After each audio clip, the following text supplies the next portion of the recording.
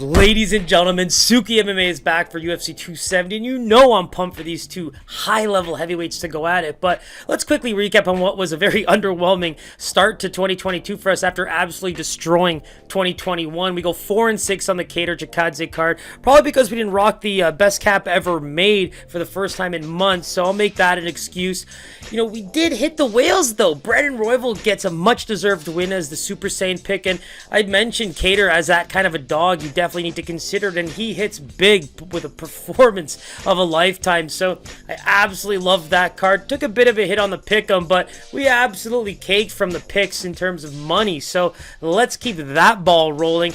Overall, 394, 230, and 5. 144, 68, and 2 in our last 17, 64, 28, and 1 in our last 17 main cards, and more importantly, 17 and 10 in our overall Super Saiyan picks, but 12 and 5 in our last 17. So let's jump right into UFC 270. My biggest blow is I can't believe we were at one point going to watch Movsar Evloev and Ilya Topuria fight on this card, but that's a ship that sailed a long time ago. But other than that, pretty interesting 11 fight card. And for the first fight, we got Kay Hansen and Jasmine Jasudavicius. Now, you know I love my Canadian fighters, but I think Kay Hansen's got a pretty good chance in that. She's moving up to 125, but at just 22 years old, think about that experience. Even her Invicta career, a lot of good notches on the belt, and she's taking a lot of bump here for the grappling and those kinds of fears. You know, she's even going to give up, 5 inches in reach. So there's a lot of things kind of working against her, but you think about the just skill that she has. You've seen her striking and some of the arm bars that she's pulled off in her career. You know, I just think that forward pressure, I think that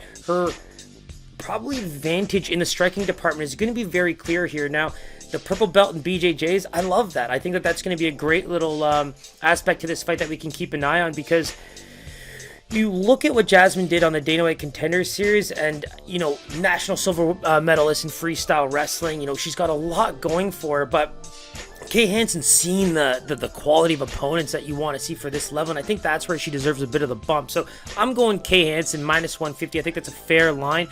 You know, Jasmine with the reach advantage, but maybe not the striking to follow up with it, and a pretty, you know, underrated ground game from both girls could make this pretty much a chess match and a potential stalemate. So let's take a look.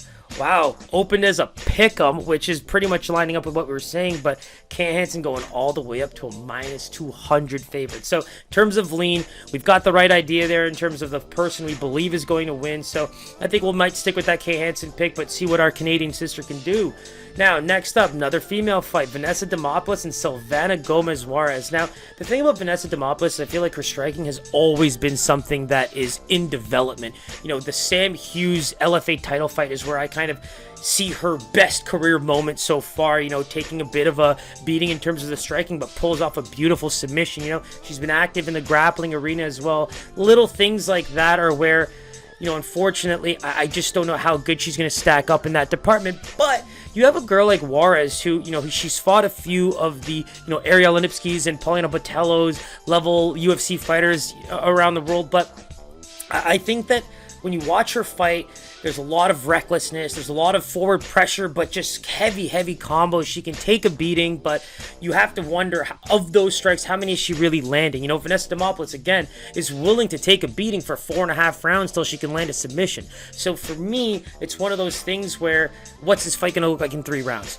So I'm leaning Demopoulos here, but as like a minus 120. I just think that there's, you know, a lot to consider as a pick'em here, because you just really don't know who to give it to. Is it the crazy striker or the grappler that can take a lot of damage and find a submission to win? JJ Aldrich is a tough UFC debut, but I think this one's a bit more realistic for Demopoulos. So let's go with minus 120 and take a look here. So Vanessa Demopoulos, minus 138 opener, now sitting about a minus 140. Juarez now moving up from about a plus 105 to about plus 120. So we pretty much nailed that fight. It's pretty close. Demopoulos getting a bit more bump for the, you know, not only the title wins, but some of the better experience and quality opponents. Next up, Matt Frevola and Genaro Valdez. You know, Genaro Valdez is one of those guys that we've already heard about. He was on the episode of the embedded series that the UFC does from bigger pay-per-views, and he's one of Moreno's training partners, so you have all of that in terms of excitement to get behind him. But I like the Dana White Contender Series performance, very active. Now, the one thing I would keep an eye on in this fight is the cardio. I think that Frevola has shown a couple instances where he gets a little too excited, ring IQ falls away, and he gets finished. A couple on there with Polo Reyes, I believe, and our superstar in McKinney. But I really think that this is going to be one where if it's early, I think that that's where Gennaro really has to push the pace, make Matt really have to think on his feet, push him in bad places, as soon as possible. Because I think if this fight continues to 3 rounds, I think Frevola is going to have a really good opportunity to take a decision here. And the thing that you really want to give him some credit for is that you think about the only time he's lost a decision, and it's Arman Tsarukyan. So that's a pretty high-level opponent to be losing a decision to. So that's where I see Frevola having a pretty good advantage in this fight, and that's actually why I'm going to pick him as a favorite here. I actually don't really know how I break this down game script-wise, as they say in sports, but Frevola right now on paper deserves to be a favorite at -130, even with the knockout loss. But let's take a look here. So Frevola, man, +110 opener, now as high as a -200 favorite. Gennaro -130 opener, now as high as a +165. I think that the tail of the tape, if you will, has spoken volumes in this fight. And for me, it just really comes down to cardio. I think that if Gennaro wants to win, it's all about making that first round absolutely crazy for Matt Frevola. And if you can find that spot, that's your dub. Next up, Tony Gravely and Simon Oliveira. Now, I think the Dana White Contender Series breakdown, the live broadcast, it was really, really right about how Oliveira was fighting there. I think that he really didn't put together too many combos. He's a Muay Thai champion, but very powerful types of strikes. He throws for broke and in single strikes.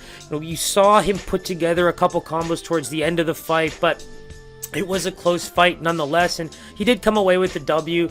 I think that the 3 inches of reach advantage here could work well for him, but I think Gravely's an elite fighter. You look at his record, we called that Manis fight, if it got a little out of that first round and Manis had the ability to kind of find his spots in the second and third rounds, it's a live dog, as they say in the betting world, and he really did pull that off. But in this fight, you look at the way that Oliveira fights. People thought he was going to throw, a lot more strikes, but he went for, takedowns and clinch work a lot in that fight, and I think that could work well for Tony here. So you look at the game script and how these guys actually fight. The Manis fight was one where you were like, something could definitely go wrong for Tony in that one. But in this fight, you're kind of thinking to yourself, like, all of the habits that Oliveira has kind of works to Tony's favor. So let's go with Tony as a -200 favorite here. I think that pace might be something that he has to work with, but the wrestling, the history, he's a hereditary fighter, comes from a long line, and I just think that grinding style that Oliveira seems to like, where he's also throwing singular strikes that he should be able to see coming, I think Tony's got this one in the bag. So let's go with Tony as a -200 favorite.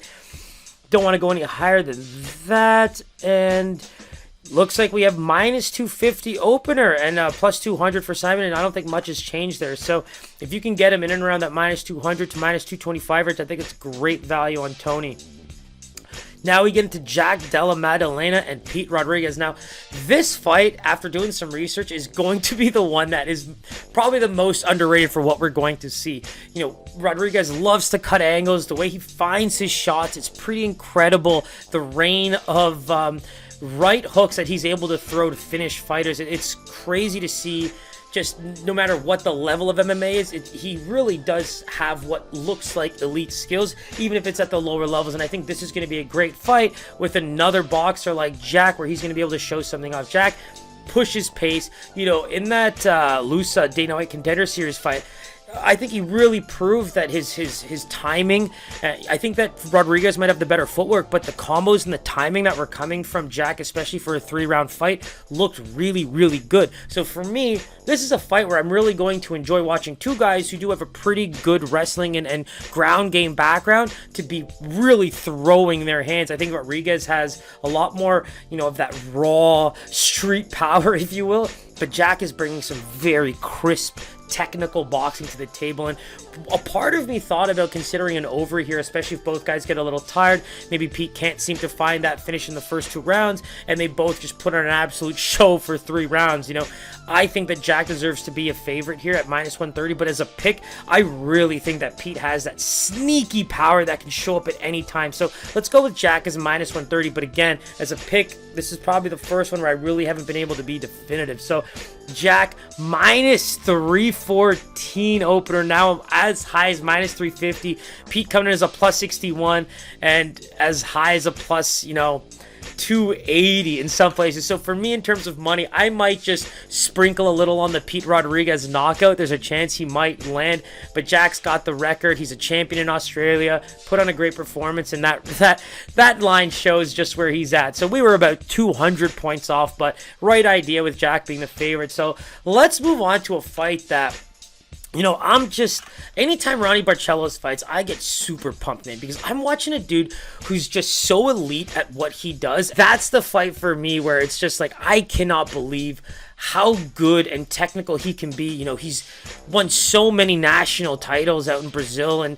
even in South America in general. He's just such a very, very well-versed fighter, and he's just such a great athlete, and the striking is coming together. You know, you talk about the Timur Valiev majority decision loss. Like, this guy has just been on the cusp of really big fights, and I think this one against a guy like Victor Henry, who is a journeyman getting his chance to finally fight in the UFC. He's fought all over the world, taking on past, present UFC types of fighters. Josh Barnett, protege, he's a UFC heavyweight legend. You know, these are the kind of guys that you want to see getting a chance at the UFC. And I have to give the matchmaking some very real credit after doing more and more research into both of them, because the way Victor Henry fights is exactly what's going to bring out the best in Ronnie Barcelos. These two are literally going to be the most technical looking bulls jamming at each other's heads constantly. I see no other way of this fight going. The first guy going for a takedown better be ready for crazy elite level scrambles. You know, both guys have wrestling, both guys have ground game, both guys have volume and pressure striking. Like,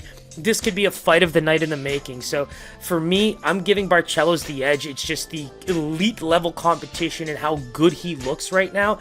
It's just, for me, it's hard to, you could have put anyone in front of him, even if it was his white, you know, Bizarro world counterpart. I still think that this is a guy that is just on the cusp of greatness in terms of just an overall MMA career. So Barcelos a -190 for me. I really believe he's that good, if not even higher.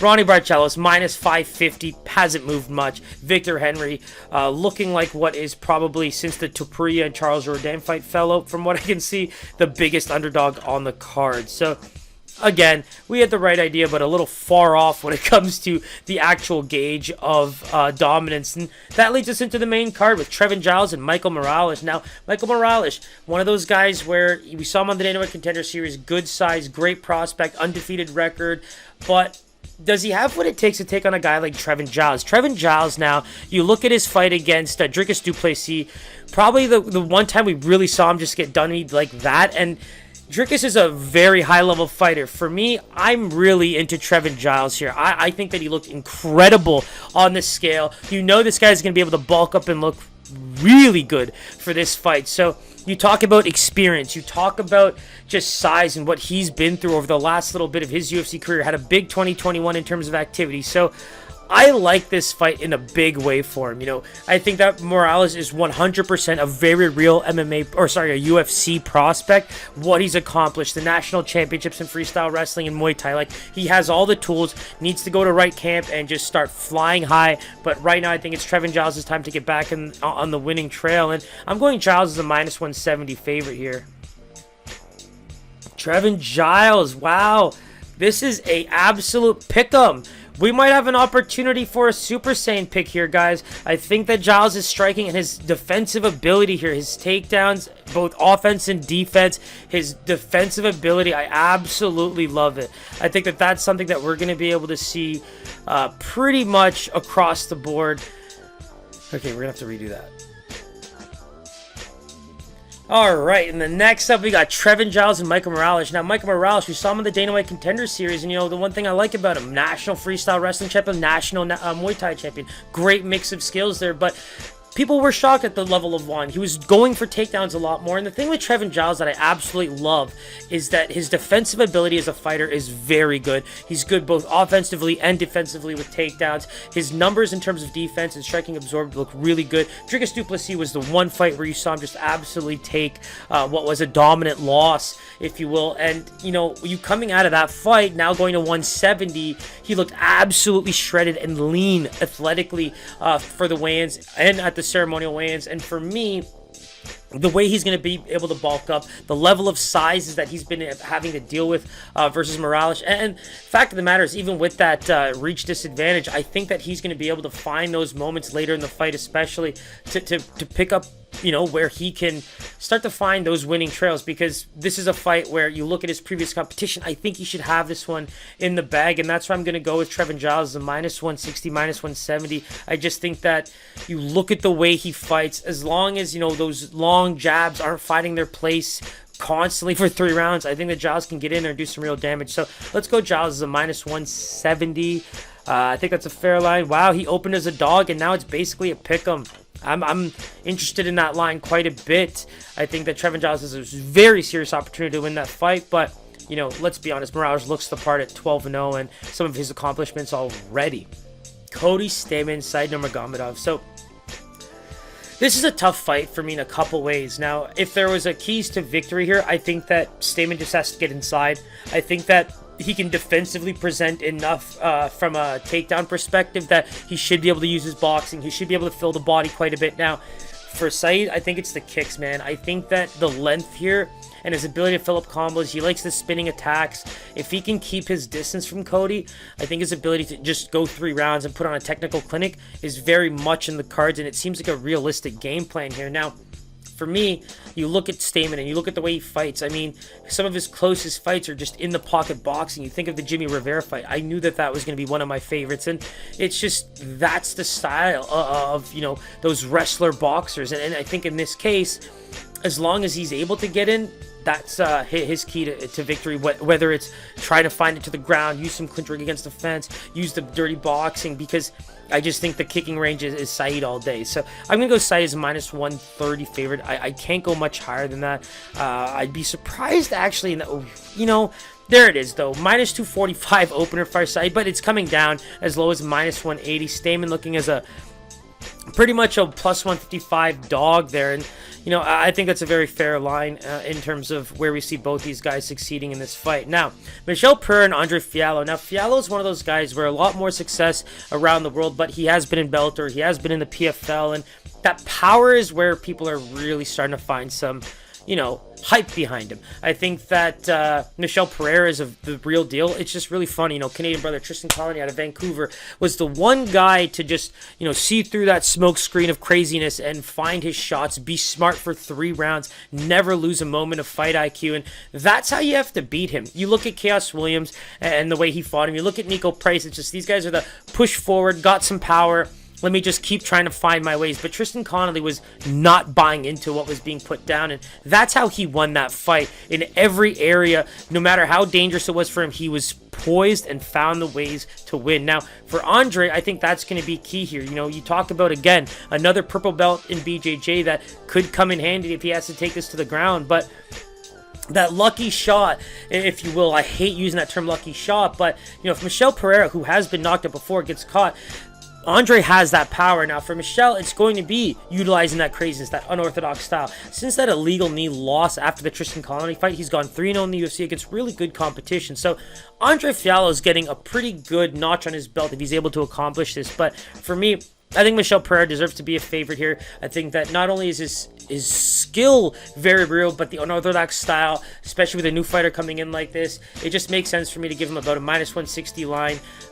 It's just so tough to call some of these fights when you have a puncher's opportunity there. But Michel Pereira, -300 opener now, about a -280. So lean is there. Obviously a lot higher than we thought as the story goes right now, but let's get into the 2 fights that matter the most. Brandon Moreno, Davison Figueiredo. Now, the best thing about Figueiredo that you can see is not only is he training at Fight Ready, but He's putting a lot more time into just his overall cardio and cardiovascular system. You know, not even just training hard and stuff like that, but just a lot more of the medical side of things. And you saw it in the Embedded series. It just makes sense that that's where his time is going. He has said that that sickness on the previous fight was the big reason for the loss, but Brandon Moreno is a fighter that I have followed for a very long time now. If you were a big fan of that flyweight tough that I keep talking about, the Pantoja, Kai Kara-France, and Brandon Moreno trifecta was what made me love that season. So watching all three of these guys develop after the fact has been one of my favorite storylines in all of MMA, and the fact that this was a division that we might not have is absolutely mind-blowing to me to this day, and I will repeat it till I die.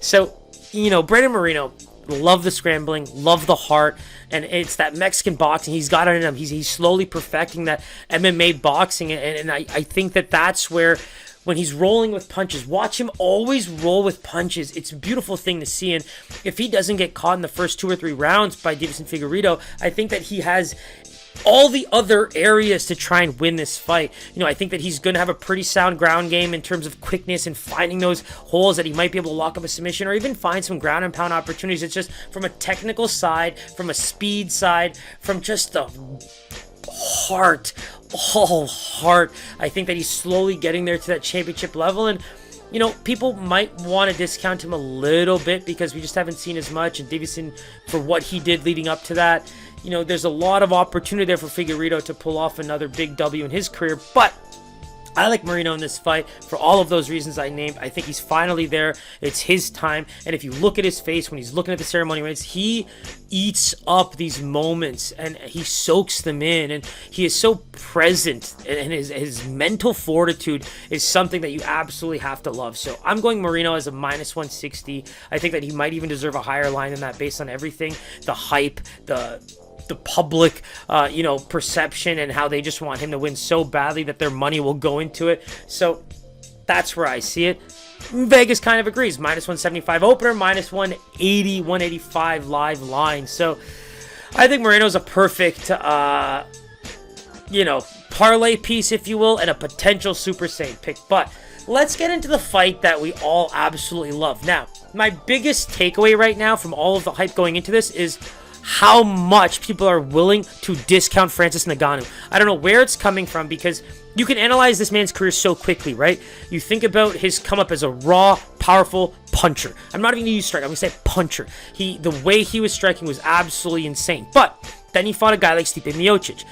Miocic was a game plan. He was a technical artist in that game. And to be honest with you, 5 rounds, that's my biggest knock on Ngannou right now. And it's not even a knock because we don't have evidence for it. You think about all of the fights we've seen from Ngannou, there's only 2 where he's gone the distance, and Stipe 1 is one of them, and the immediate fight after with Derek Lewis is the other. If I had to give credit for one thing, I think it's a moot point to even talk about his technical striking, because it's just like, if you disagree with that, I don't think you're watching the same thing as me, and I don't want to waste time on that. But for me, his mental improvements just as a fighter, as a person, growing from that and what he's become, to regain his confidence, to start working on the things that make him the technical fighter that he is now. Look at the head movement. Look at what he was pulling off against Stipe Miocic. And then you saw glimpses of it against Jairzinho Rozenstruik as well. You know, that's the type of fighter that we saw evolving, coming back to this title picture. And to be honest, he's the champion. He's the champion, and we're going to see if the titles can be unified and Gane can pull off that win. Now, if you come from a long line of sports fans who love stats, like my dad, my grandfather, my uncle, everybody loves that. For me, Gane is drool-worthy. You look at this, 57% striking accuracy, 62% striking defense.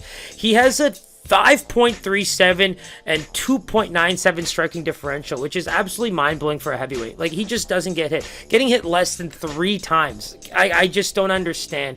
And for me, those numbers at heavyweight just show how different his game is in terms of the sprawl and brawl style that we were so used to for so many years. But let's not take away from Ngannou. I think that he has every opportunity here to, and talk about the king of punchers chance in the early parts of his career. I'm sorry. He's got power in both hands, and the fact of the matter is he's technically sound. His jab is going to lay people out at this point because he knows how to throw every punch and he knows how to set everything up. Now, you know, we're seeing kicks. We're seeing all of that different style of stuff from him. But for me, I am curious to see just how good the technical boxing is nowadays. Like I said, biggest knock in his game, that 5-minute cardio. Can he go 5 minutes at this level with guys like Gane who were doing that to Volkov, Rosenstrike, people who were barely able to even hit him? That's where I want to see if Ngannou is at that level. Now, in the first 3 rounds, this is a pick'em. In the last 2 rounds, I think it's the area where you have to give Gane some bump. So, add that all together. This is a borderline pick'em for me, but I'm going to go with Gane as about a -115 to a -120 favorite. I just think if you were to analyze this fight to the absolute depths of its soul, that question mark of rounds 4 and 5, maybe even 3, but 4 and 5 is where I'm just really curious to see how both these guys look. So let's go with Gane as a -115, -120, and see where it goes. Okay, so Ngannou opens as a -125 favorite. Keep that in mind as you're making your picks, because opening lines are a big tell of where Vegas believed they were going to be, and MMA might be a new sport. For guys like Ngannou, they definitely have a feel for him in terms of fighting, and Gane might be the new one that they're starting to analyze, and there comes the money, you know, -140 favorite now. But I think Ngannou at plus money, man, if you had to lay something, Ngannou by knockout is something to very much consider. I think that he might be able to catch just about any heavyweight on the wrong day, and Gane just might be that guy today. So let's hope for a fun card. I think that there's more than enough fights to get excited about, and I think I pointed out some even more underrated ones that, you know, may make up for some of the fights that we did lose. But let's go better than 4 and 6. We got the lucky hat on. Don't know why we didn't wear it for the first time in months, but we took an L for it. Packers night, let's get it. Happy New Year once again. Let's hope that SookyMMA and the rest of y'all kill it tonight. Peace.